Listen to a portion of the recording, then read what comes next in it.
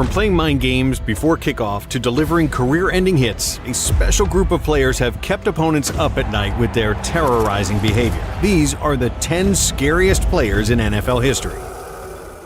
No other player had a more iconic way of instilling fear in the eyes of his opponents than Ray Lewis, and he did it before the game even started. His pre-game entrance was a declaration of war.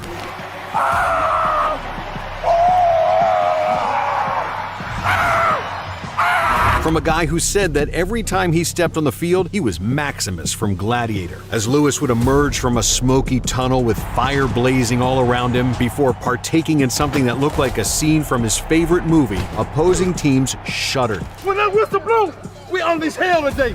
When that whistle blows, we unleash hell. Because they knew what was coming. 60 minutes of bone-crushing hits from number 52. Sports Science said the only reason he didn't break his opponent's bones on every hit is because the shoulder pads absorbed 50% of the force. Lewis was so powerful that he didn't even have to be locked in on a player to lay them out. Having shared a division with him for many years, former Bengals wide receiver Chad Ochocinco decided that he had finally had enough of Lewis's reign of terror. While Lewis had his eyes on the ball, Ochocinco tried to get payback for countless brutal hits with a blindside shot on the linebacker. Yet, despite paying no attention to Ochocinco, Lewis leveled him to the ground like it was nothing and left the wideout gasping for air. When Rudy's coming, I tried to blindside Ray. He ran me over. Consider it a lesson to never test one of the most vicious to ever do it. He wasn't looking and still ran through me. And unfortunately, the concussion set in. I tried to pretend like nothing happened. Along with making every hit count, it wasn't just quality over quantity for Lewis. To this day, he is still the NFL's all-time leader in career solo and combined tackles, with 1,568 and 2,059. Having a "this is war" mentality is definitely something that the terrorizing Jack Tatum could relate to, but there was nothing even remotely close to civilized about his play. Tatum developed a reputation for being absolutely ruthless with his hits, and sometimes even crossing the line. Because of this, he became known as the Assassin, and for good reason. Fiercest hitter at safety ever, and Jack Tatum, aforementioned by me, fiercest hitter in the game. They call him Assassin. Yep, the Assassin. During a 1978 preseason game, on an incomplete pass over the middle, he paralyzed Patriots wide receiver Darryl Stingley from the chest down. Not only were people furious that Tatum paralyzed another player, they couldn't believe it happened during a meaningless preseason game. And to make matters worse, Tatum never apologized for the hit. I'd just like to, wish Darryl, a full and speedy recovery and send him my best wishes. And even went as far as saying this: "I understand why Darryl is considered the victim, but I'll never understand why some people look at me as the villain." While this response may come as a bit of a shock, Tatum's idea of a good hit sheds some light on his approach to the game. "My idea of a good hit is when the victim wakes up on the sidelines, train whistles blowing in his head. I like to believe that my best hits border on felonious assault." Despite public blowback, Tatum refused to change his hard-hitting ways. A year after it, he was face-to-face with one of the game's most powerful running backs in Earl Campbell. Tatum met him head-on at the goal line, and even though Campbell managed to stumble into the end zone, the collision left a lasting impact. "The lick I took from Jack Tatum, that's the only time I ever felt somebody hit me," Campbell said. "A shock went down to the heels of my feet, and it burned. When I was standing on my head in my end zone, nobody knew this, but I was thinking, something's wrong." A year later, one of Campbell's doctors watched the collision and believed it caused him spinal problems that plagued him long after his career was over.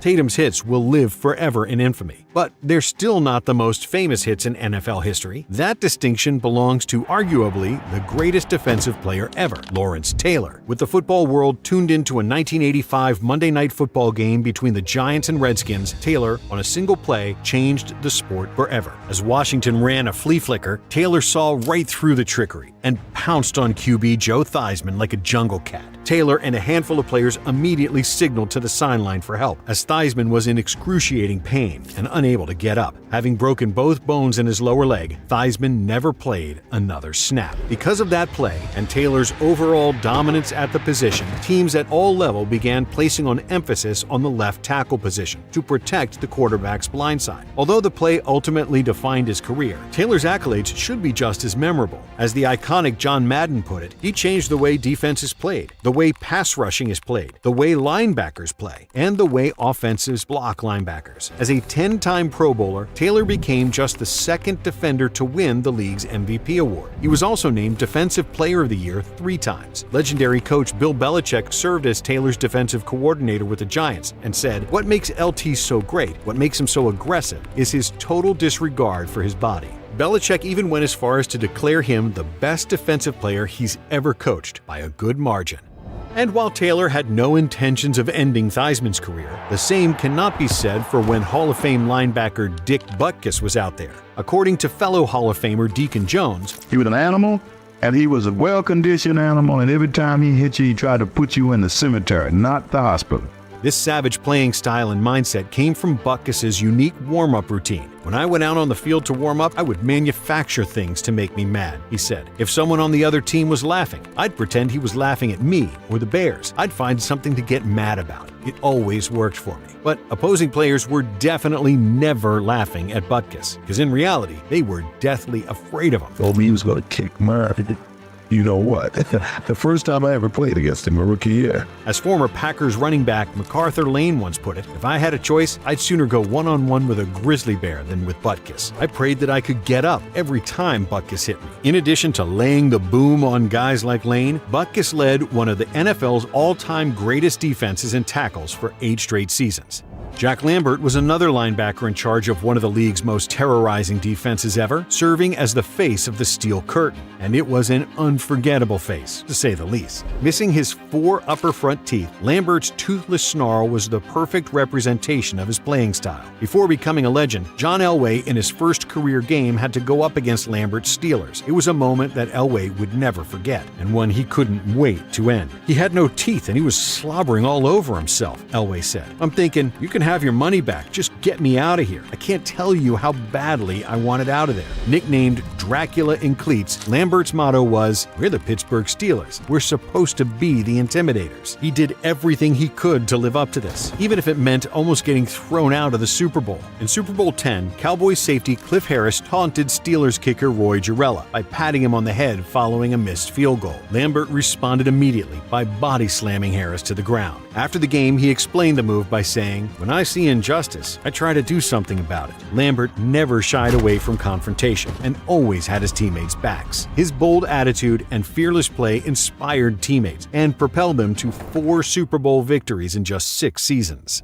And with just as cool a nickname as Dracula in cleats, Dick Night Train Lane was never supposed to make this list, let alone play in the NFL. Lane played just 1 season of junior college football before serving in the U.S. Army for 4 years. After being discharged from the Army, he happened to pass by the Los Angeles Rams office on his bus ride to work. Despite a total lack of experience playing the sport at a high level, Lane decided to stop in and asked to try out as a receiver. The team was so blown away by his raw athleticism that they gave him a spot. Lane eventually switched to defensive back, and the Rams quickly fell in love with his ferocious playing style. It didn't take long for the rest of the league to become familiar with this, as the NFL had to create rules against Lane's brutal tackling style. He became known for wrapping players around the neck or grabbing their face mask and slinging them to the ground. People started calling the move the Night Train necktie. In 1961, he tackled John Arnett by the face mask while he was running at full speed and left him lying motionless on the field. The next year, the NFL made a rule prohibiting grabbing the face mask to make a tackle. They later banned a tackle around the head and neck, or what was called a clothesline tackle, largely because of Night Train. For Lane, there was no malicious intent with it, explaining, "My object is to stop the guy before he gains another inch. I'm usually dealing with ends who are trying to catch passes, and if I hit them in the legs,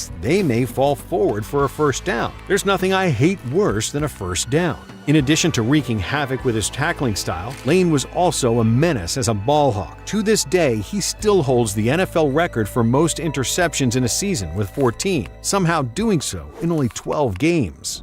But Lane isn't the only player on this list who also finds himself all over the NFL record book. And while most people associate scary football players with defenders, this guy actually played on the other side of the ball. Throughout his career, Jim Brown made sure that the opposing team always saw him in the warm-ups. He said, knowing that they'd been told all about me all week and how they'd have to watch out for me and how they'd have to plan to stop me and gang tackle me, I challenged them by saying, this is the guy, man, take a look. Here it is, right now, 232 pounds, 6 foot 2 inches. I can beat you in a 40 and I got attitude. The attitude is, you're gonna hit me and I'm gonna hit you. What could be mistaken for an arrogant mindset by Brown was a well-earned, confident swagger. He knew that he was nearly impossible to bring down, as he led the league in rushing in 8 out of his 9 seasons. Unfortunately for Brown's opponents, this unbelievable feat wasn't just the result of him just outrunning them. Saying that he viewed football as the closest civilized thing to war, Brown would often bulldoze his opponents. His famous line was, make sure when anyone tackles you, he remembers how much it hurts. And his opponents sure did remember it, as Brown set the all-time record for most career rushing yards with 12,312, yards per carry with 5.2, and rushing touchdowns with 106. It's been more than 50 years since he retired, and his record of career rushing yards per game still stands at 104.3. Not only has it stood the test of time, but no other player has even cracked the 100 yards per game mark since.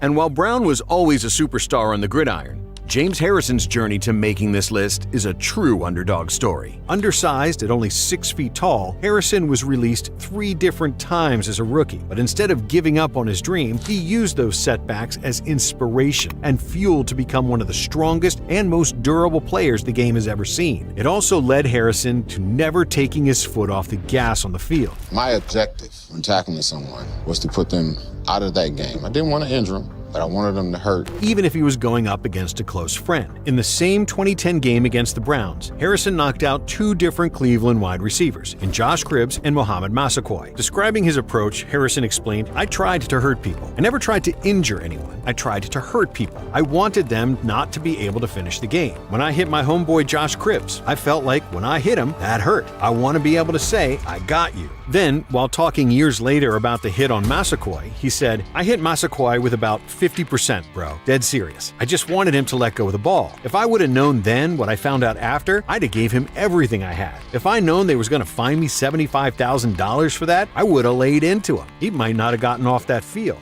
As Harrison got older, neither his viciousness nor his otherworldly strength faded. While most defenders don't play past 39, he was still lighting up opposing wide receivers and going viral for his workout videos. A workout video from 2017 showed him doing 675-pound hip thrusts, hang cleans, and reverse lunges at 315, 405-pound decline presses, 225-pound overhead triceps extensions, and 1,800-pound sled pushes.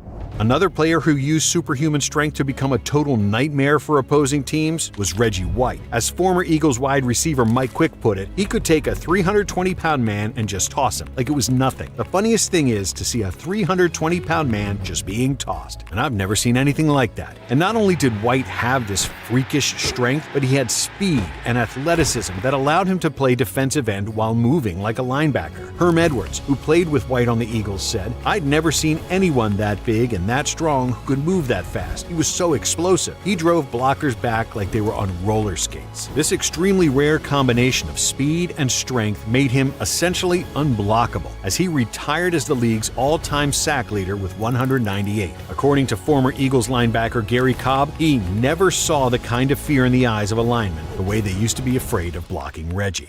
And similar to White, the final player on this list also relied on a unique combo of speed and strength. But standing at 5'11" and weighing 244 pounds, Earl Campbell shouldn't have been able to do what he did. Being that thick and condensed, it was no surprise that he could and would often run defenders over, punishing them with his aggressive play. But the crazy thing about him was that he was just as fast as he was strong. People his size aren't supposed to have 4.6 40-yard dash times. Campbell ran angry out there, and with his massive 36-inch thighs, he never went down without a fight. The team's equipment manager joked that they made 4 sizes of thigh pads: small, medium, large, and Earl Campbell. No moment shows just how powerful Campbell was than a play from when he was only a rookie. He met Rams All-Pro linebacker Isaiah Robinson in the hole with a head-on collision that left the defender flat on his back. Campbell then shredded another tackler who held on for dear life and was left with nothing but a piece of his jersey as Campbell kept charging forward. He was a human wrecking ball out there, just demolishing opposing defenders. Legendary Steelers linebacker Joe Green claimed that Campbell could inflict more damage than any other running back he's ever faced. Former Cowboys safety Cliff Harris agreed, saying, "When you finished a game against Earl, you had to sit in a tub with Epsom salts." And despite constantly using his body to deliver beatings to opposing players, Campbell, throughout his career, only missed 6 games due to an injury, a testament to his next-level toughness.